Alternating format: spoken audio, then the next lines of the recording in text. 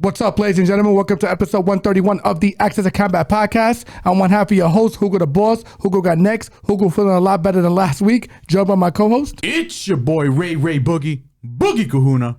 On today's episode 131, it's a very Mexican-themed weekend we got going on. For the UFC, we have Brandon Moreno going one-on-one with Lone'er Kavanagh. And on the boxing end, we have Navarrete versus Nunez. But before we get into any of that, like always, my brother, please tell them what the deal is. Like, comment, subscribe, follow Facebook, Instagram, X, Threads, and TikTok. If you're enjoying the visual portion of this podcast, like always, you can catch the main podcast on YouTube, and coming soon on Kick and Twitch, you can catch us live. But like always, don't forget to like, comment, subscribe, and hit that notification bell to stay up to date. And for all of our audio listeners, Spotify, Apple, Amazon, and iHeartRadio, you already know. First fight on the card at men's middleweight, we have West Schultz. Party time going one-on-one with the Baba Yaga, Damian Pinas. Schultz, 8-2 overall. Fighting out of Milwaukee, Wisconsin, 29 years old. Pinas is 8-1 overall. Fighting out of Aruba, hailing from Aruba, 23 years old. Great nicknames, ladies and gentlemen. Definitely not the worst nicknames I've seen. We got a prototypical striker versus grappler on paper here. Schultz being the grappler, and Damian, Baba Yaga himself, being the striker. I'll start on the West Schultz side. Two-time Contender Series vet. Lost his first fight against Abdul Malik. Won his last fight. Credentialed wrestler. He's got an All-American wrestling background. Damian can't really stop takedowns. His takedown defense is okay. Explosive, young, more athletic striker, in my opinion. Power in both hands. Never been a decision. You would think Schultz has the advantage here, and you would think he should be the favorite, but they have him lined as the dog. And maybe for good reason. This fight is kind of like 50-50. I don't really have that much, like, you know, confidence on either side to have like a great take. I think Schultz should be able to take this guy down at will, but I really don't trust the cardio.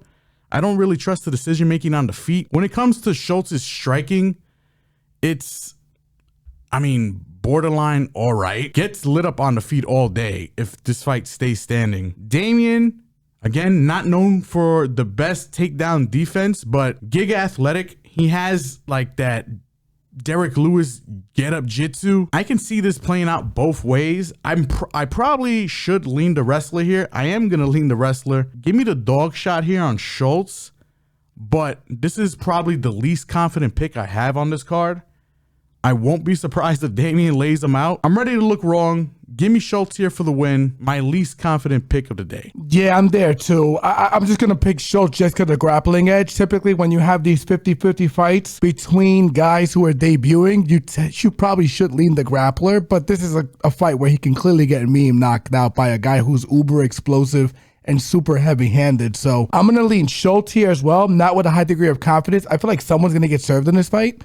This guy Schultz does have a Suluev stretch in his last win on the Contender Series, which is pretty impressive, especially to do it the way he set it up. It was nasty. So I think the unders are something to look at here, particularly if it's under 2.5. I think that's like a relatively safe play, but we'll see how we play it close to the fight time. Give me Schultz here as a moderate to low confidence look here. Next fight on the card at men's featherweight, we have Erik King Silva going one-on-one with Francis Fire Marshall. Silva, 9-3 overall. Fighting out of Costa Rica, but repping Venezuela, 38 years old. Marshall, 8-3 overall. Fighting out of New Jersey, just New Jersey, 26 years old. This is a fight that I think they're kind of just giving Francis Marshall a bone here. Erik Silva, on paper, he's got a ton of jiu-jitsu experience. The striking, he is a bit wild, not technical. He's suffered from a series of unfortunate events. I know he got injured, I think was his last fight or the year before. This is almost a 2-year layoff against Francis, who, you know, I think the kid is rolling. I'm not really too high on Francis in general, but I think he should be able to get this one done, at least with his, you know, grappling, if he can just lock in. This is Marshall's fight to lose, in my opinion. Even if it stays standing for whatever reason, I think he's the more technical striker here. If I had to pick, I'd probably lean sub over knockout, but I think ITD is probably the safer look here. but I think Marshall's going to be the official pick here for me. I just think it's I don't really see Silva excelling anywhere here against Marshall. Yeah, I think it's just more of the same of his last two fights, right? Like, he went against a guy that could threaten the wrestling and a guy in TJ Brown that kind of just outdogged him late in the third round. So once again, another wrestler, right? So now he's going against a guy in Francis Fire Marshall, who I am not very high on, by the way. Call the cop. Sorry, I don't think he's that guy. But I just think that he has enough for Silva here. I think Silva, a lot of questions, a lot more variables on his side. Obviously, there's a lot of other exterior factors, allegedly, that we could get into considering his departure and the new recent UFC policy changes. But what I will say is that unless he looks reformed physically, I'm going to be very confident on the Francis Fire Marshall side here to use his wrestling to control position as well as advance position and possibly land damage and or get a sub here. So I'm with my brother here. Francis Fire Marshall, ITD is the look here. I think the unders are also not a bad look considering Marshall doesn't have the best UFC record, and I don't think he's proven at this level. Also, the fact that he has been stopped in one of his 3 losses at this level. He hasn't really been in there against a big puncher outside of Myron Santos, who kind of was like he didn't show up too much that fight. That wasn't Myron's best performance. And you could also argue that Marshall won that fight. That fight was also kind of controversial, if I remember correctly. Correct. So definitely more on the Marshall side. ITD is the lead. We'll see if we get close to the fight time, how we're going to look at it, and obviously the unders and the violence play. But Marshall for the lean here. Next fight on the card at women's flyweight, we have Ernesta Kareckaite, heavy-handed, going one-on-one with La Bruja, Sofia Montenegro. Kareckaite is 6-1-1 overall. Fighting out of Lithuania, repping Lithuania, 27 years old. Montenegro is 6-2 overall. Fighting out of Argentina, repping Argentina, 26 years old. I think this is going to be a banger of a fight. There's 2 women's fights on this card, if I'm correct. This is going to be the more entertaining one, the one to look forward to. It's going to be primarily a stand-up affair, in my opinion. These 2 women are going to walk forward and throw bombs. And if I remember correctly, I think both these women were involved in fights where both the winner and the loser were signed off the Contender Series. I'm going to assume Kareckaite is the favorite here. She is. Kareckaite's game is straightforward. She's going to walk you down. She's going to throw a ton of volume and, break you. Like, that's kind of her game. On the Sofia side, a little similar. Not that much volume, way more power, and I think she mixes in the grappling here, in my opinion. I'm going to be leaning Montenegro, and the only reason why I'm leaning Montenegro here is because in Kareckaite's last fight, where they had her lined up with, what's her name? Kalilari. They had Ernesta as the dog, if I remember correctly. And that fight was not close, but it was competitive. But Kareckaite was able to use her length in that fight. Kareckaite was able to use her volume in that fight. She still got taken down in certain spots, but she did a good job in getting up and not settling. I also think Kalilari struggled with her stature to hold her down. I see a lot of similar things in Montenegro, but Montenegro's bigger. Montenegro's more physical. Montenegro hits harder. Much harder. So I feel like that line probably is a little more justified, in my opinion, in this fight, because she kind of shows the same things, but she's not lacking the physical dimensions that Kalilari had. So that's why I don't think she's a terrible dog here. Am I going to be completely surprised if Ernesta just is able to, run her down and keep her at distance? Not necessarily, but I think Montenegro is very good in her own ways. And the big separator here for me is the grappling. She wasn't able to stop Kalilari. I don't think she's going to be able to stop Montenegro. And Montenegro is way more physical. So give me Montenegro here as a dog shot in a fight that's going to be a banger, probably closer than the line indicates. I like her as the lean. Yeah, I'm with you here. I think this is a pure dog or pass spot. I can't believe Montenegro sitting at a plus 250. And the other thing that's also got to get layered in versus like her versus Kalilari is the durability. This girl can take a fucking shot. Yeah. And Kareckaite, her nickname's heavy-handed. She's only knocked out 2 girls in 8 fights. She ain't that heavy-handed, ladies and gentlemen. Yeah, so for me, it's like, this is like a classic volume versus power. Yeah. And yeah, Montenegro, I mean, She dumps, dude. Durable, but maybe durable to a fault. Like, I mean, I guess that's why the line is kind of like skewed, because maybe they don't like the way she gets hit a lot, but. Yeah, I mean, I get it, but the thing is, Chavez, her last opponent, hits way harder than Kareckaite. Like, that girl dumps. So, like, I just don't see her being able to hurt her the same way she got hurt the last fight. And the thing is, Montenegro, good boxing. Like, her hand, like, she has better hands than Kalalari. Yeah. So, I don't know. This line is like, it almost scares me. It's like, is this a trap kind of thing? But I feel like this is an obvious dog or pass spot. I mean, these Argentinian fighters, man, they're fucking built out of something different.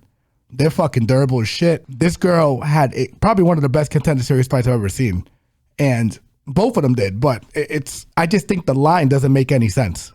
And then factor in the grappling edge here, which I'm with my brother here. This girl is strong as shit, too, once she gets to the body lock. And I'm not sure Kareckaite is, you know, especially with a girl that size leaning into her, is going to have the same success she had against Kalalari. She could make us look stupid and make the improvements. I'm just saying we don't agree with the line. I think the line looks crazy at plus 250. And this is women's MMA, ladies and gentlemen, a.k.a. it smells like a split decision, split majority. And if it's that, you want to be on the dog side. It's really that simple. So give me Montenegro here for the lean here, and the dog play possibly of the night. You know, we'll see what it looks like as we go through the rest of the card, but that's the play I would make if I was a betting man. That's all I got to say. So I think this one it jumps off the page to me. Give me Montenegro here to hold it down for Argentina and then hold it down for the Access to Combat podcast. Next fight on the card, at men's featherweight, we have Douglas Silva and Andrade going one-on-one with Javier Reyes. Douglas is 29-6 overall. Fighting out of Brazil, hailing from Brazil, 40 years old. Reyes, 22-5 overall. Fighting out of Phoenix, Arizona, but repping Colombia, 32 years old. This is another fight where I'm kind of going back and forth on it because I'm not too high on Javier Reyes. The guy fights like, you know, someone at the bar. Yeah. Who's, you know, sneakers you accidentally stepped on. And maybe he's had maybe a couple too many shots at the happy hour bar. You know what I'm saying? He fights with his chin up. He throws aggressively, but throws wild, throws a little wide. But he has power in both hands. Andrade is old. He is 40 years old. I feel like I need to pick Reyes here. I don't want to pick Reyes here. Douglas has got way more experience, but, you know, he tends to be a little low volume, maybe a little too cautious at times. I don't think he's had a UFC fight where he's broke over 100 significant strikes. He can mix in the grappling here. I go back and forth on this one. He's also been extremely inactive, ladies and gentlemen. Yes. That doesn't help either. That doesn't help either. And he's 40. I have strong doubts about this one, too. I like him as a fighter. It's just inactivity, size. He's giving up a lot. He is giving up activity, size, age, durability. I mean, I'm pretty sure he could probably wrestle this guy down. Like, I think that can happen, but can he hold him down? I think that's going to be a big determinant in this fight. I'm with my brother. I don't think Javier Reyes is like. I don't think he's all that good. He's a lesser Trevor Peek. That's what he is. In some aspects, yeah. You know, and the thing is, like, this dude backs straight up with his chin up, like horrid striking defense, fights with his hands down, like he has impeccable head movement like Anderson Silva. I mean, it's fucking insane watching him fight. I mean, he makes it work. Credit to him. And he's usually the aggressor. And this is who he is. He's got 27 fights under his belt. He's been knocked out twice. I guess he hasn't learned, right? So he's not going to be an elite level fighter. It's just, does he have enough for this night? And I think he does. Yeah. Just based off physicality, size, youth, age, et cetera, et cetera. He's got a lot of attributes in his corner.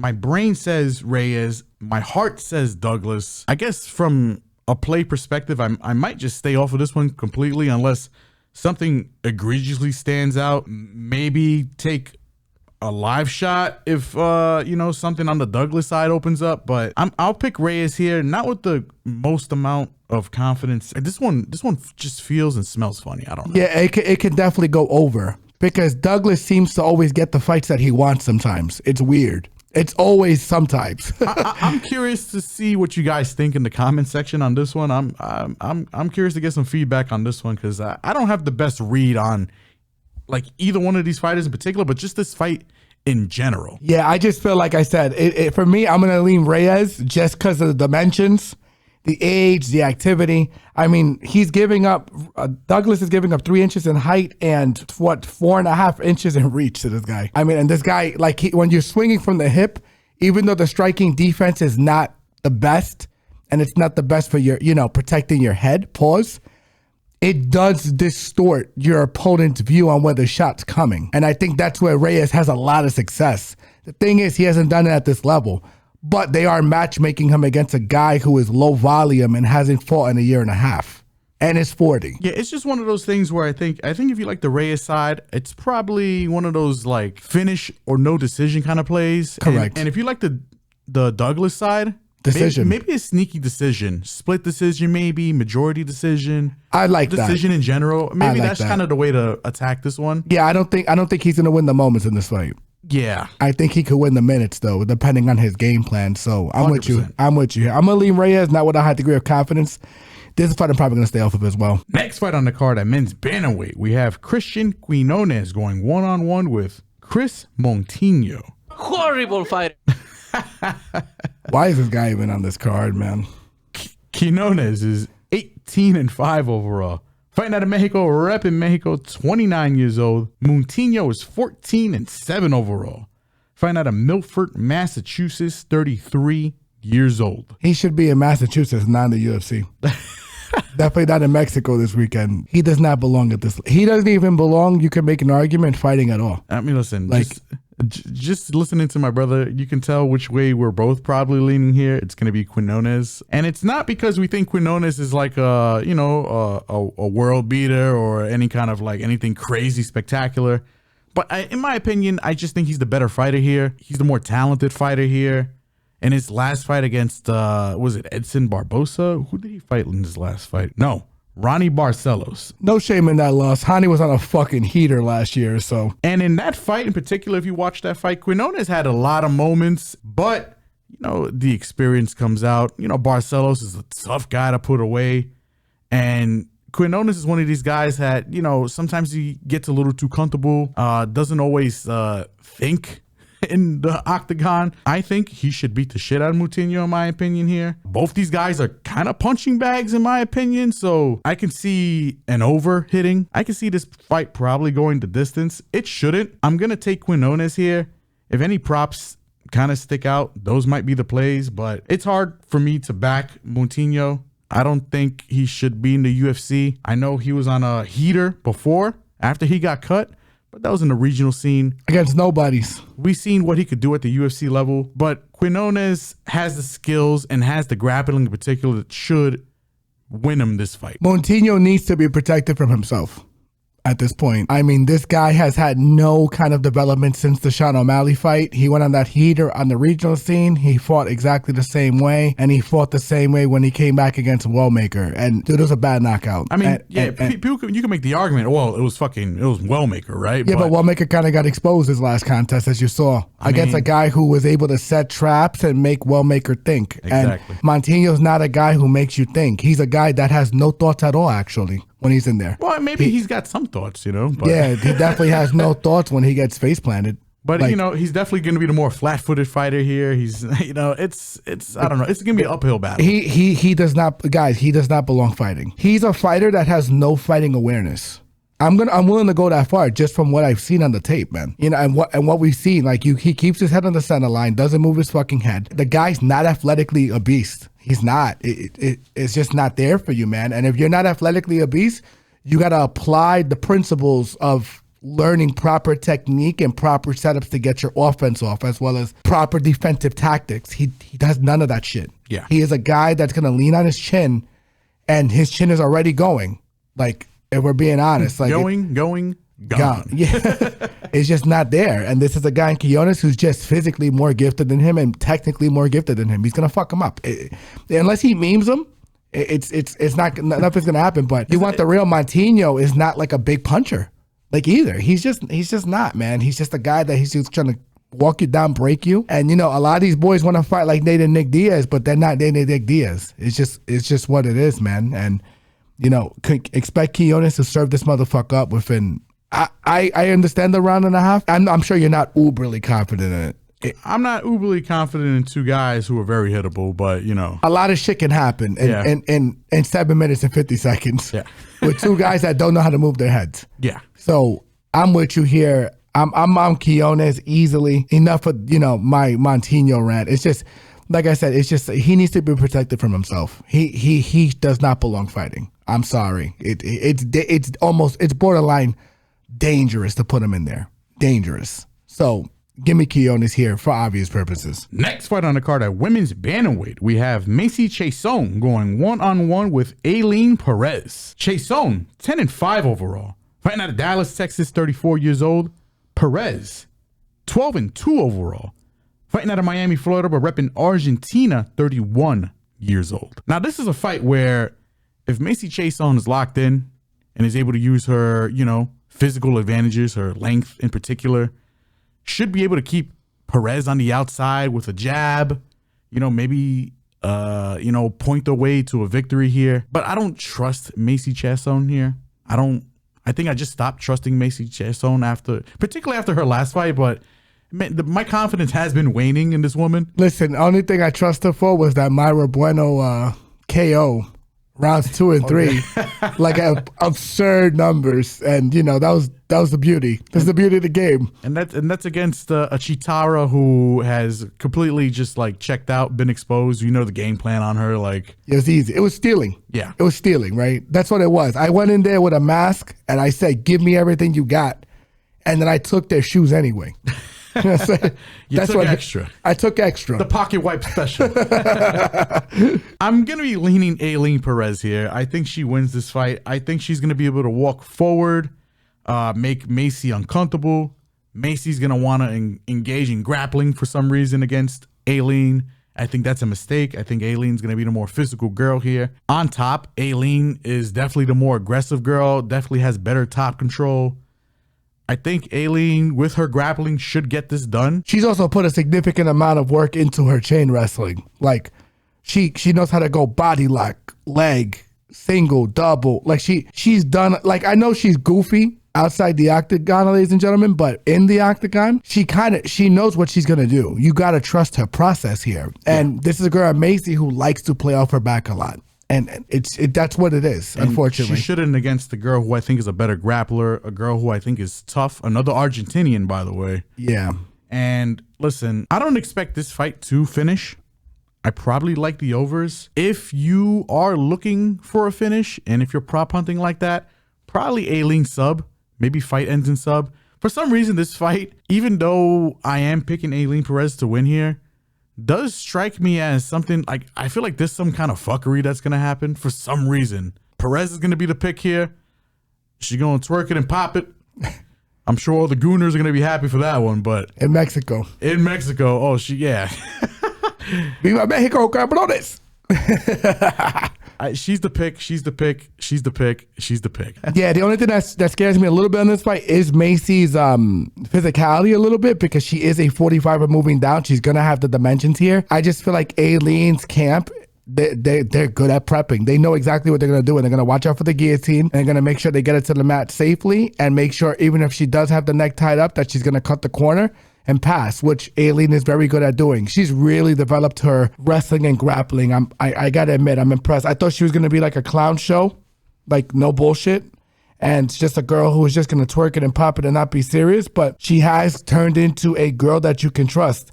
The other thing that scares me is her inactivity, but to be fair, she might have been putting a lot into strength and conditioning. She's also young too, so I expect her to be making incremental, if not monumental jumps in camp to develop her skills. So I'm expecting the best version of her in this fight at 31 years old, well rested and not injured, and in South America. So give me Ailín Pérez to get this done. I'll say by decision, but if there's a late round stoppage, I won't be surprised. Next fight on the card at men's middleweight, we have José Medina going one-on-one with Ryan Gandra. Medina, 11-6 overall. Fighting out of Florida, but repping Bolivia, 34 years old. Gandra, 8-1 overall. Fighting out of Brazil, hailing from Brazil, 30 years old. Now, this fight's probably going to be a slobber knocker. Two guys who are going to walk forward and punch the shit out of each other, in my opinion. Medina, 4-fight losing streak. Surprised he's not cut by the UFC, but, you know, the guy puts on entertaining fights. And in the UFC, in the new UFC, the Paramount UFC, the TKO UFC, entertainment sells. So he's here in the Mexico card to put on an entertaining fight against a debuting Gandra, who I think is probably going to knock him the fuck out in the first 2 rounds. But I will throw on a caveat here.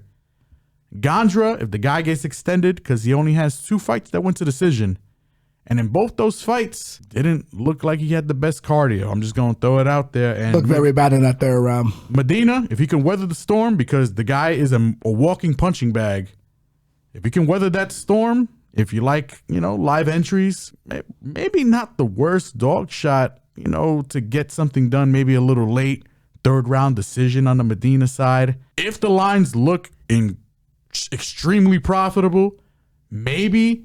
But if I'm making a pick here, I got to pick Gandra. The guy's got power in both hands, will walk forward, hard to take down, and has looked virtually unstoppable. And it's hard for a guy to miss a target the size of Medina and his big ass head. Give me Gandra here. If you like him early. I think he gets the knockout first, 2nd round. Yeah, if you're asking me, I think Medina's still in the UFC just to get his walking papers after this card because he is from Bolivia. He is another South American representative. And I feel like he's going to get served not only by Gandra here and rolled up like Gandra from Bolivia, bars, and sent back to Bolivia, right? I think he's going to get his walking papers from the UFC after this fight. I find it hard to believe watching the tape, even though I think Gandra's still a little raw in terms of his development. I think his hand speed, his physicality, his punching power are going to be a lot for this guy, man. This is another fight like the Gordier fight, I feel, in a lot of ways. I feel like Gandra's physicality and punching power are going to be a lot, and I feel like Medina's going to get packed up here. I feel, but to my brother's point, once again, if it does get extended to that 3rd round, I don't hit a live entry. Gandra, he's so weathered at that point in both the fights we've seen that he's basically a walking target. I mean, he's basically a non-moving target. Like, he stands right there, could barely move, and he's there to get fucking pieced. And the thing is, too, Medina, to his credit, sneaky wrestling. Not great wrestling, but he will mix it in when he fucking needs to. And he's got the cardio and durability. Like I said, I mean, again, not the most terrible live entry, in my opinion, but I mean, I'm not saying it's likely. I'm just saying, hey, man, don't forget we said that. Correct. I'm with you here. So give me Gandra here. I like him by knockout. Next fight on the card, at men's bantamweight, we have Border Boy Santiago Luna going 1-on-1 with Angel Pacheco. Crazy name. That's a brave name, especially in today's climate. But hey, I respect it. You know what I'm saying? Luna, perfect. 7-0. Fighting out of Tijuana, Baja California, Mexico. Repping Mexico, 21 years old. Pacheco, 7-3 overall. Fighting out of St. Cloud, Minnesota, 34 years old. This one is, I mean, who knows? In my opinion, it's open and shut. I think Santiago is going to beat the shit out of Angel Pacheco. Kid special. Give me Pacheco here. I mean, sorry, not Pacheco. Give me Border Boy here. Give me Luna by whatever he wants. The stand-up, I'll give Pacheco credit. I think he's probably the more technical striker here. But Luna just hits harder. Luna is going to be faster, in my opinion. And I think the X factor is that Luna has got a wrestling background. I think he's going to take this man down and beat the dog shit out of him. Like, I think the ground game is what's going to separate these two gentlemen. I think it's going to be either a ground and pound or a sub. If you flip a coin, I'd lean sub. Just a gut feeling, but I think Santiago, again, just runs him over. Not the most technical breakdown, but, you know. Yeah, I'm going to keep it short and sweet. I'm with my brother here. This is Luna's fight to lose. And for guys who are not familiar with his wrestling background, it's not only just a wrestling background, it's an elite level wrestling background. I mean, and if you've seen this guy, like his wrestling, his entries, his shot selection from across the octagon with the freestyle wrestling, as well as his open mat wrestling are filthy. And he is a gorilla. I mean, we've seen this guy pick up someone and one of his previous opponents with one arm and throw him on his head. And that's when the guy had him completely locked up, you know? So, I mean, good luck to Pacheco here. He's a guy that does not move his head as well as you like him to. He's going to get hit here. I have a hard time believing he's going to stop the wrestling here. I believe he's also giving up the dimensions to Luna here. Luna is a very big 35er. He's giving up 4 inches in reach and 1 inch in height. Yeah, it's tough sliding for Pacheco in this spot. I expect Luna to run him over. Give me Luna here, ITD, probably by sub if you had to ask me to pick 1 or 2 between the knockout or the sub. Next fight on the card at men's flyweight, we have Emanuel Rodriguez, the Hitman, going one-on-one with El Gallo Negro, Kevin Borjas. Great nicknames. Bars nicknames. Rodriguez, perfect, 6-0. Fighting out of Mexico, repping Mexico, 26 years old. Borjas, 10-4 overall. Fighting out of Peru, repping Peru, 28 years old. Banger of a fight. I'm going to be picking Rodriguez, though, for the win. And I just think that even though he might be at a slight height and a slight reach disadvantage, I think the kid is tough. I think he's more athletic than Borjas. I think he's more powerful than Borjas. And I think he has a grappling edge over Borjas. And I think that's going to be key in this particular fight. Imanol, a guy who arguably went to a split decision with Joe Morales. And you can argue that we do. Maybe he didn't lose that fight. We thought he won that fight. I thought he won that fight. I think he's going to give Borjas more than he can handle here. I think, listen, Borjas is going to bring the fight. Borjas, he's Peruvian, +5 durability. Decent striker. He is going to walk forward. He's tough as nails as well. But I think Rodriguez is going to run him over. I think Rodriguez is going to hit him hard. And shit, I'll put it on the table. I think Rodriguez knocks him the fuck out. Correct. Give me Rodriguez here for the win. I think Kevin Borjas is going to get packed up. And I'll keep it particular. I'll say second round. Yeah, I'm with you here. I think Borjas has enough defensive responsibility for round 1. I just think as the fight continues, Borjas doesn't have historically like the best cardio, particularly when he's getting backed up. I think he's going to have a really hard time keeping this kid off of him. And if Rodriguez wants to wrestle him, it's there too. And I think the physicality, even though he's not the most technical wrestler, is going to allow him to get to the positions he wants on Borjas. So, yeah, I think this guy's good. Joe Morales right now is a top, I would say 525 around the planet. He's red hot. I say top 10. I'm not there yet, but yeah, he's fucking good. He's fucking good, man. I mean, the way he danced Schnell over him when he hovered him to get his back, I mean, that's masterful. And Schnell can grapple. That's why I'll go a little further, my brother, and say top 5. I think he's a guy I would love to see against Pantoja and some of the other top bantamweights at this time, including Van. I think he's a bad matchup for Van, but that's a different story for a different day. The fact that Rodriguez is able to hang with him, and, to my brother's point, I wasn't even to my brother's point, I mentioned to my brother yesterday that you could attribute the tough house just having its wear and tear on the older fighters like Morales and being more favorable to Rodriguez. But Rodriguez showed me more than enough in that fight to win me over. And I'm just not too sold on Borjas. I haven't been sold on Borjas since he's been at the UFC level. So he beat a guy in Lazy Boy who should have gotten dispatched of by Ode Osborne. And that's been his only win in the last, I think, 4. So give me Imanol here to figure him out. I'll say ITD. I think he breaks him. I think he breaks him second, third round. Gets him the fuck out of there. So give me Rodriguez here, ITD. I'll say by knockout. Next fight on the card at men's flyweight, we have Edgar Chairez going one-on-one with Felipe Bunes. Chairez is 12-6 overall. Fighting out of Mexico, repping Mexico, 30 years old.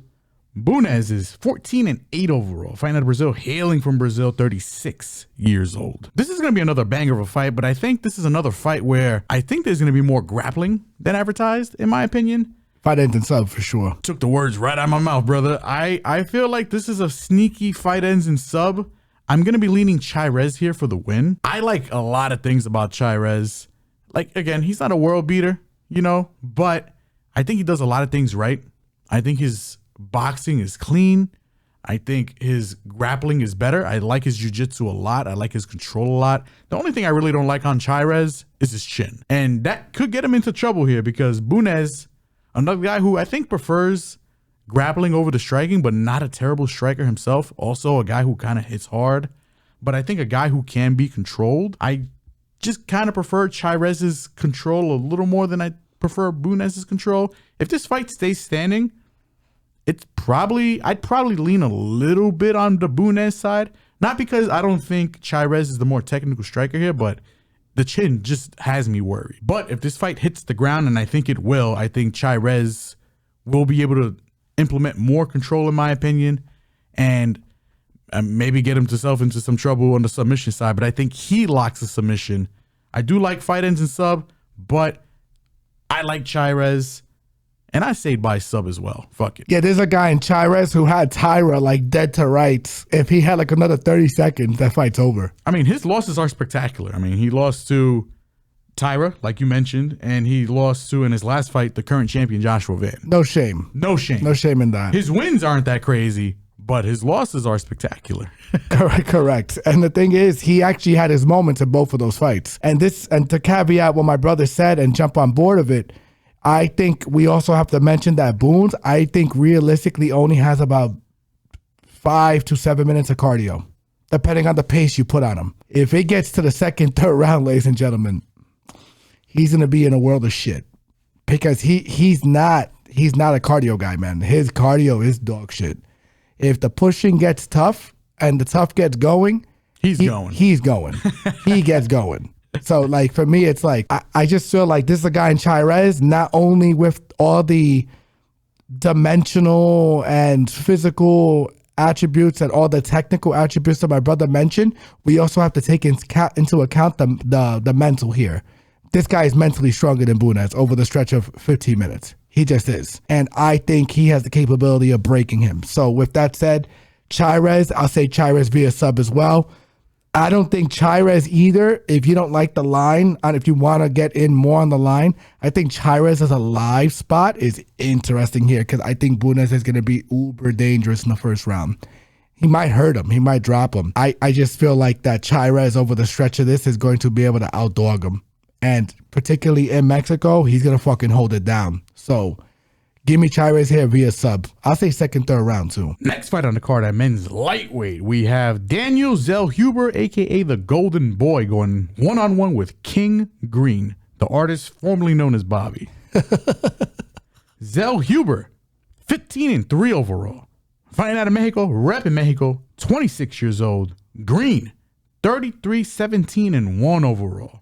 Fighting out of California, 39 years old. This fight worries me just a tad. And, you know, me and my brother spoke a little offline, I guess you want to call this, you know, away from the podcast before we hit live here. Away from the people. Away from the people. But, you know, now we bring it to the people, you know.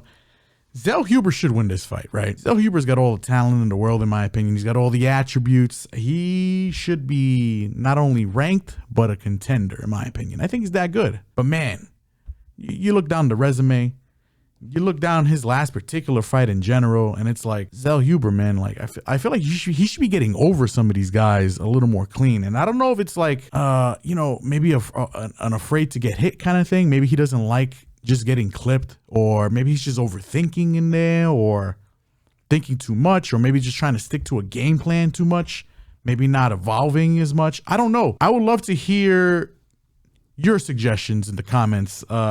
Tell me what's wrong with Daniel Zellhuber. I don't know. I've been trying to put my finger on it. There's something a little off about him, but I think he should win this fight. It just scares me a bit because, again, in his last fight, like I mentioned, against Michael Johnson, he lost that fight, and it was a fight where Michael Johnson didn't even go to the grappling. And Bobby Green, you know, a guy who's not really going to go to the grappling either, but a guy who is going to stand there. I think he's a little more fleet of foot than Michael Johnson. Johnson's also a lot more defensively responsible, like with his hands and keeping his hands up. He is, and that's why, you know, I gotta lean Zellhuber here. But to give Green credit, you know, a veteran in the game, one of the only guys who's still fighting on the roster that you could trace his shit back all the way to like Bulldog, bro, which is insane. Deep. Like Bulldog DVDs, bro. It's fucking crazy. King Green, all respect. You know, he's still doing his thing. His hands are still fast. He can still punch with the best of them. The chin has gone, and that's key in this fight. It's just Zellhuber. I just want to like shake the man and like just wake up. You know, I just want to. He just needs to get a little more aggressive. That's it. You know, just turn it up a little bit. His last fight, threw a lot of kicks, was a little hesitant with the punching. just mix it up with Bobby. He should be able to pack him up. In my opinion, I'm going to be picking Zellhuber here for the win. And I hope he doesn't make, not only me, not only you, but, the betting audience, the gambling audience, the audience in general, don't embarrass me. Got real Sopranos there. Hey, what can I say? Forget about it. Yeah, no, I'm with you here. I just feel like this fight is they're trying to feed him a win here, man. And I feel like low key, we're going to learn a lot about him because I feel like the Michael Johnson fight was him seeing ghosts from the Ribovich fight. And I feel like that Ribovich fight took a lot out of him, out of both of them, to be frank, because they both lost their next fights. I don't disagree with that. That was a fucking war, and they landed a metriton of damage on each other. Like, you don't, those are great fights to watch, ladies and gentlemen. It's just for the fighters. Dude, you leave a part of yourself in there, man. And sometimes a part of that part doesn't come back. He looked super tentative against Michael Johnson. And credit to Michael Johnson. Credit to Michael Johnson, and also to put a little respect on Michael Johnson's name. Compared to Green, he does hit hard. Michael Johnson still has power. Like legitimate power. So maybe Zellhuber was just respecting that. Maybe a little too much in my opinion, but he did put respect on that. Maybe he doesn't respect Green's power here. Yeah, I think he'll be tentative at first, but I just think when you have that kind of style that Bobby has, the problems with that style with having your hands down, there's two things that are going to get you because you're going to lose speed when you're over 40. You're going to lose speed, and the bigger guys who usually couldn't get to you because of your speed and your feet are going to get to you, and when they land, they're going to land thuddingly, even if they don't connect cleanly. Zellhuber has that capability. And the other thing is the faster guys are going to catch you, which he's had issues with both leading up to this contest. I think Zellhuber doesn't even have to hit him clean on the head, and he's going to drop him. Like, that's what's going to happen, and he's going to knock him out. I feel bad for Bobby. I don't like fading King Green, Bobby. Artist formerly known. Yeah. But I just feel like this is the UFC feeding him to Zellhuber to get Zellhuber a win here in Mexico. Yeah, so get him back on the horse. And, I don't like this fight for Bobby. He's all balls. He'll fight anybody. But it's going to be a lot of the Jalen Turner fight all over again. That's what I feel like it's going to happen. I hope not. Hopefully the referee just saves him. But I just feel like that's all he needs. He just needs that one connection to put him down. I can see a Zellhuber head kick. Like that's what I keep picturing that in particular. I just hope it doesn't end up like the Turner fight. Yeah. Like, that was bad. Save him, please. Please save the man. Just as soon as he goes down, just get in there, just man. Jump in there. I hope it's not Herb Dean. So. He'd be running across the octagon. Herb needs a body, bro. Fight back. Herb needs a body. He ain't tearing his ACL like Mark Smith. Nah. I tell you that much. He might hurt it. He might hurt his back getting down there when he's already dead. But it's like hopefully not. So but give me Zellhuber by knockout here. I'd say round one, low key. He should get him out there by round one, latest round two. Next fight on the card at bantamweight, and it's currently constituted the co-main event of the evening. We have Marlon Chito Vera going one-on-one with the doctor, David Martinez. Vera, 23-11-1 overall. Fighting out of Irvine, California, but repping Ecuador, 33 years old. Martinez, 13-1 overall. Fighting out of Mexico, repping Mexico, 27 years old. I hate picking against Chito. I hate rooting against Chito. But I got to pick against Chito here, man. And it's only because, not that I think like David Martinez is like I said, I think David Martinez is good. I mean, not disrespect David Martinez either, right? I mean, should he be fighting in the UFC? No. But not because he's not good, but the guy's an actual doctor. Like, the guy's an educated man. What are you doing in the cage with these savages? Like, the guy's a gangster and a gentleman. David should win this on volume alone. We know Chito Vera, right? The guy's giga durable, but the guy's fucking low volume to a frustrating fault. Flat-footed, won't wrestle. It's like the guy's talented, man, but he just fights one way. That he's stubborn. Yeah. And he's stubborn to a fault. And David Martinez should win this fight. I think David Martinez is going to win probably by decision. I'm not saying he's going to knock out Vera. Nobody's really knocked out Vera. The props are probably going to look tremendous. So, of course I'm going to be looking that way. I'm not saying he's going to get knocked out, but I mean, hey, listen, man. We make the plays out here at the end of the day. That Martinez decision though is looking very likely. That's probably the more, it's probably the play, right? Give me Martinez here. And again, it's just because Vera's not going to throw as much volume. Vera, by KO, it's probably the only way he's going to win. If you like Vera, KO or nothing. I don't bet him by decision. I don't think he's going to win a decision here. Give me Martinez by volume, by decision, in a fight that I hope is better than, I'm kind of selling it, but it's gonna be a fight. Yeah, I'm gonna leave it right there. To be frank, this is the easiest fight to break down schematically. I just don't see Cheeto steering off of what he normally does. And super Melly, like his sister. His sister fights in the UFC too, ladies and gentlemen. That's right. David Martinez is just too light-footed for Cheeto to catch. And this is not an older guy like Rob Font where he's going to be fleet of foot, but if you can land damage on him, he's going to drop him. I think if Cheeto connects on anyone, it'll hurt him. Thing is, he has to connect on you. And he's going to have moments, but listen, after his last loss against Sahabi, who, by the way, I think he is on the most flukish run in UFC history. He didn't beat Aldo. You could make a strong argument he didn't win the Cheeto fight. I thought he did, but you could make an argument he didn't. It was fucking that close. My brother's on the Sahabi player hater list, #1. No, I mean, this fucking guy, all he does is fight in Canada. Like, he has fucking passport issues, because I know he doesn't. And he just gets over in Canada. He did not win the Aldo fight. Hey, maybe listen. It was a blatant robbery. Maybe the UFC just keeps him up there because they don't really have too many like Canadians that can, that can fill up a card, Yeah, nah, it's gross, man. I'm sorry. I can't support this bullshit. I can't. Fuck him. Like, it's just what it is. He's not winning the championship at this level unless he gets properly match made. And I hate to fade my boy Cheeto like this, man, because I'm a fucking huge fan of him, but one of the more undermarketed personalities in the sport. I'm looking at the size and reach here. I mean, I'm curious what these guys look like when they face off because they got Cheeto listed as the bigger guy. Yeah, I mean, like if you're gonna play Cheeto, if that knockout number looks delicious, I feel like it's obvious, right? But I can't get there with the pick, and I'm with you. I think the dimensions are gonna be the most interesting part of this fight. I was gonna mention that. That's the only part of this, though. Like, if he can't catch him, it's going to be David Martinez dancing in a circle the whole fight. And he has that point karate background, so he's good at getting in and getting out. Yeah. And Cheeto just always seems to have an issue with guys with speed. He just has problems with guys with feet and speed, man. And it's just the playbook on how to beat him. And if you could control wrestle him, too, that too. So there's just a lot of ways to beat him. And, who would I favor him in the top 10 against right now?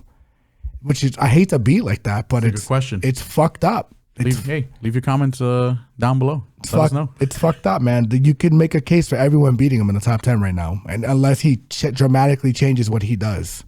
If he was high volume, holy shit, he's a world champion. Yeah, he's a world champion, bro.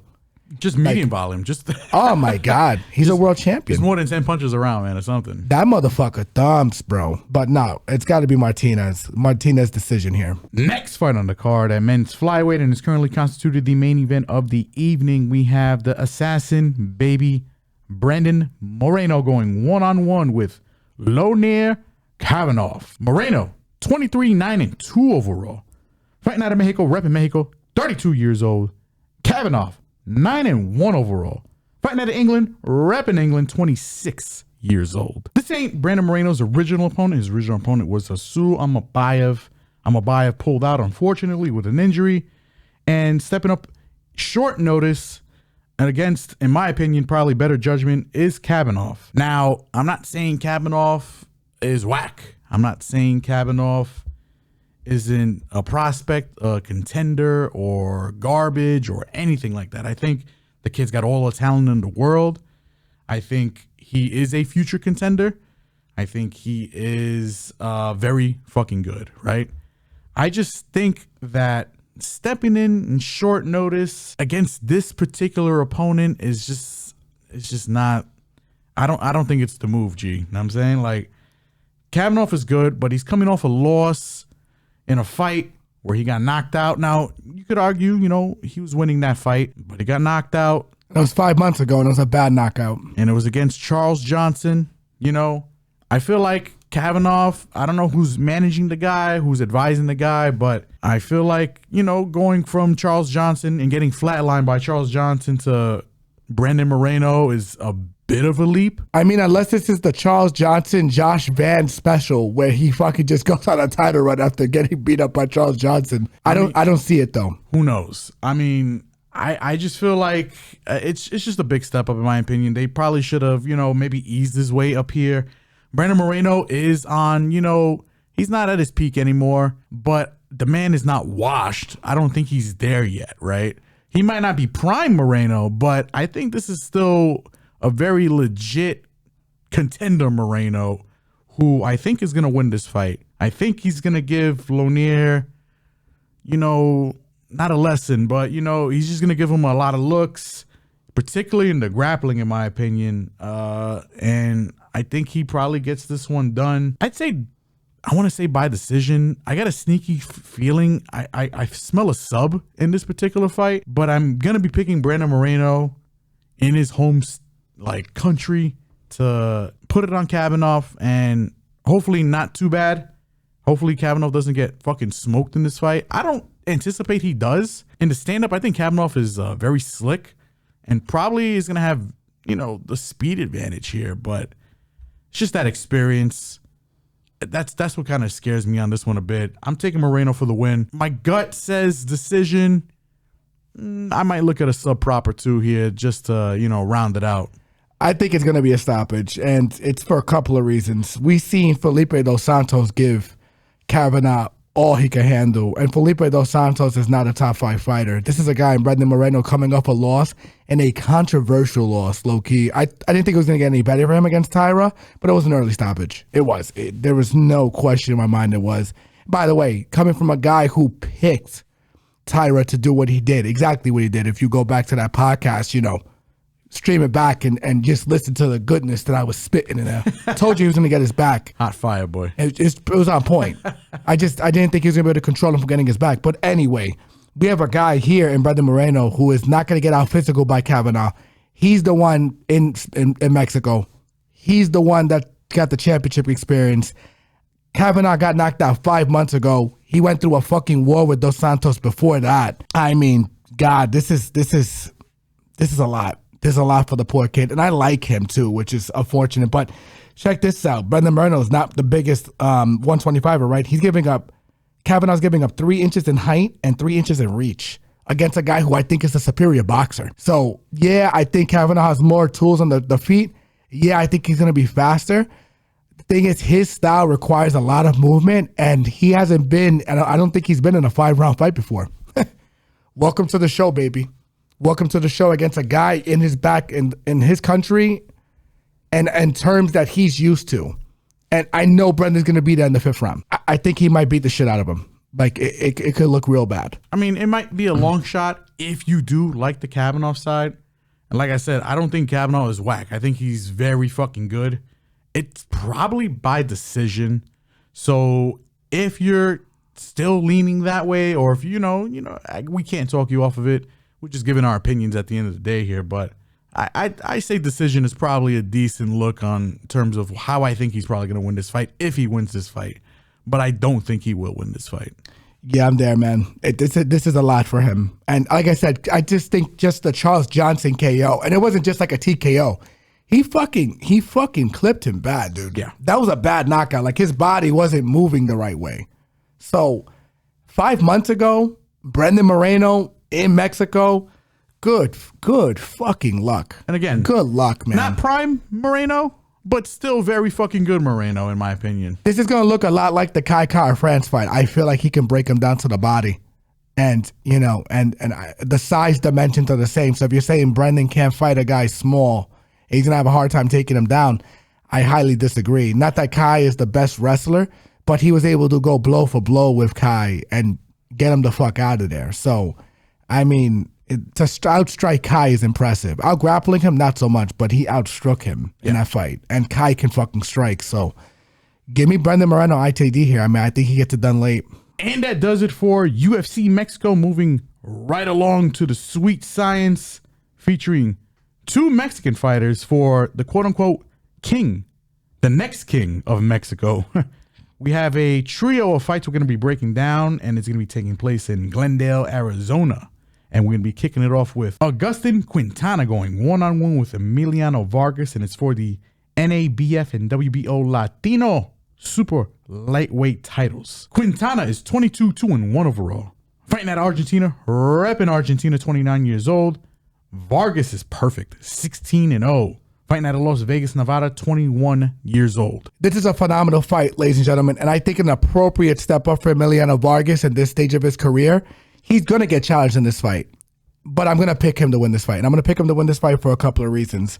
He makes better boxing decisions, and I think he has more of the one-punch power edge, and I think that's what's going to be the big determinant in this fight. He's very good off his back foot, too, like very good, like surprisingly good. He does not telegraph his shots. His shots are short, sharp, and powerful. This is a guy in Augustine who, it's weird with him because he has moments where he looks like a boxing genius and then moments where he looks like a complete dumbass. Like he fights dumb.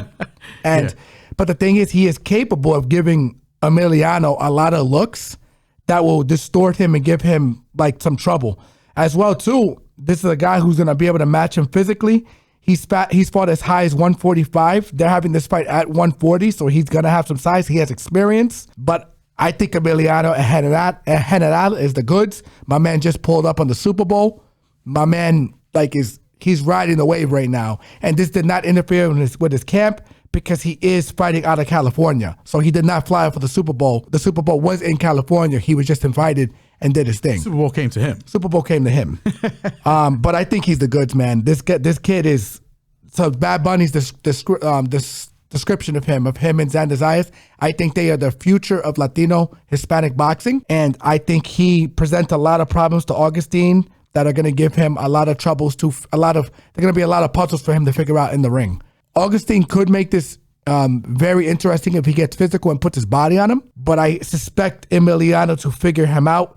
I'm going to be looking at value plays here. I think the knockout's probably going to be juiced because I think the line is considerably in Emiliano's favor here. He's sitting, I believe, at like minus 1,000. Yes, people will probably suspect he's going to knock him out, but I have a sneaky feeling that if Augustine is in shape and he does what he has to do, this fight could get stretched to a decision because I do think it's an appropriate step up in competition, and he is from Argentina. The motherfucker is durable, even though he's only been stopped once by Juan Carrasco a few fights ago, but that was a few fights ago, and I feel like he's improved since then. So give me Emiliano Vargas, and I'm going to go on a whim here. I'll say by knockout, but don't be surprised if I get to a decision play come later in fight week, considering value.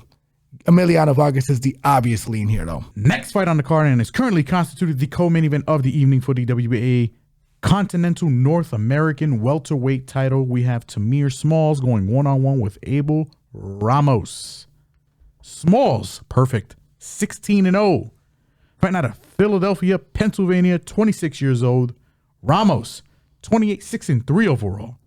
Fighting out of Casa Grande, Arizona, 34 years old. Yeah, this is a fight that's just tailor-made for Tamir Smalls. I feel like this is the most one-sided fight of the night. Abel Ramos' experience could give him a little bit of trouble here, but I doubt it. I'm going to be honest with you. Like, he went to a draw with Mario Barrios, but that's a guy who's going to stand in front of him, take shots, give shots, and that style favors him, his style. This is a guy, Tamir Smalls. He fights out of Jaron Ennis's camp. He's 5'9" with a 78-inch reach. What a freak. This dude can hit you from across the ring. And what's crazy about him is he can fight off his back foot and work behind the jab. He does work behind the jab as well when he's going forward. A little low volume, and that's my only concern about him. But the thing with him is he's very defensively responsible. He can fight big, and he can fight on the inside too, and he has power. Like, the dude knocks motherfuckers dead. He has 16 wins. He has 11 knockouts, if I'm correct, ladies and gentlemen. Like, he's a finisher. He goes after. He does not play with his food. He goes in there to kill. And I don't suspect it's going to be any different with Abel Ramos. Abel Ramos, a little shot, had a fucking war his last fight, has been stopped before that. I suspect this is no different. I think they're propping up Tamir Smalls here to get a big knockout. Give me Tamir Smalls for the knockout here. Last fight on the card, the main event. Last but not least, for the IBF World and the WBO World Super Featherweight titles, we have Eduardo Nunez going one-on-one with Emanuel Navarrete. El Sugar Nunez, 29-1 overall. Fighting out of Mexico, repping Mexico, 28 years old. Navarrete, 39-2-1 overall. Fighting out of Mexico, repping Mexico, 31 years old. The most bettable fight either way on this card. It's very closely lined. They have Nunez at a -230, Navarrete sitting at a +175. Yeah, that makes about the right amount of sense. I trust Eduardo Nunez's decision-making here. He can fight off his back foot. He can fight on the inside. He has good technical boxing acumen. He is not throwing punches over his feet like Navarrete does. He does a lot of good things in there, and he has vicious power. I mean, the guy has 29 wins, 27 knockouts. He cracks. And I feel like he's one of the more slept-on guys in the sport right now, low-key. I think if Navarrete is not on his P's and Q's for this fight, it's going to be a long fucking night for Navarrete. And the only reason this fight is interesting is because Navarrete is going back down to 130. So he is going to have a considerable dimensions edge on Sugar here. He's going to have an inch in height and 4 inches in reach, which is huge. The only thing is Navarrete is not a guy who really jabs. He kind of has like a point jab, but he's at his best when he's winging punches and throwing wide. The thing is with a guy like Sugar, he can discipline you. And to be honest, I thought the dimensions edge was going to be a little further apart. He's only an inch shorter than him. I'm going to lean Sugar here to get it done. You can kind of play him on the money line. Actually, not really. He's above -200. If you are a guy who likes to lay juice, this is your guy. But at the same time, I'm not there because if Navarrete comes in shape, this fight could be very, very close. And it's going to be more of a determinant once we get close to the fight time, how he looks on the scale. If he's in shape, this fight's going to be fucking crazy. But if he's not in shape, Sugar's going to beat the shit out of him, in my opinion. And that's the only way this goes. This is a guy in Navarrete who literally lost to a nearly 40-year-old Charlie Suarez his last fight. The fight got overturned to a no contest, inevitably, because it was a technical decision for Navarrete caused by a head clash, which got later turned over because it was a punch. If you watch the replay, it was obvious what it was. I think they were just protecting their boy Navarrete. And these are both Mexican-born fighters too. So I don't suspect the judging in Arizona is going to have too much of a sway in terms of who wins and who loses. I just think that this is a guy and Nunez who can discipline Navarrete. And I'm going to trust the guy with the better boxing skills to get it done, and the guy that I know I can trust to show up as a professional on fight night and land effective damage and show up as a professional even before fight night on that scale. Give me Sugar Nunez here. I'm going to say by decision. But don't be surprised if I get to some late to mid-round knockout props here, because the dude cracks and he cracks late as well. So give me Nunez here. I'll say with moderate confidence. And that does it for our combat coverage. That does it for our podcast, episode 131 in the books. Thank you again for checking us out. Thank you again for tuning in. But like always, good things always got to come to an end. So my brother, take us home. Like, comment, subscribe, follow Facebook, Instagram, X, Threads, and TikTok. Like always, you enjoy the visual portion of this podcast, you can catch us on the YouTube. That's where the main cast is at. And coming soon, live on Twitch and Kick, you can catch us live. But like always, don't forget to like, comment, subscribe, hit that notification bell to stay up to date. And for all of our audio listeners, Spotify, Apple, Amazon, and iHeartRadio, you already know. Love you guys. Holla at you guys. See you next week for the BMF title fight between Charles Oliveira and Max Holloway. I think we have some boxing as well to sprinkle in. Love you guys. We appreciate all the support. Thank you for all the comments and the views that you gave to our last video with Sean Strickland and Fluffy Hernandez. It is deeply appreciated. Apologize for not responding sooner. We will work on that. The video is exploding viewership-wise. We appreciate it. Pause. Hey. But keep it coming. Pause. We have a lot more things coming. Pause. Hey, yo. And we cannot wait to get the live stream up for you guys, because it is gonna blow you away, we feel. So pause. Hey, yo. Love you guys. Holla at you guys. See you next week for episode 132. 131 in the books. Enjoy the fights this weekend. Drop any comments for any suggestions or fights that we didn't cover, as well as any commentary that you may have for the fights that we did cover. Love you guys. Peace. One. Enjoy.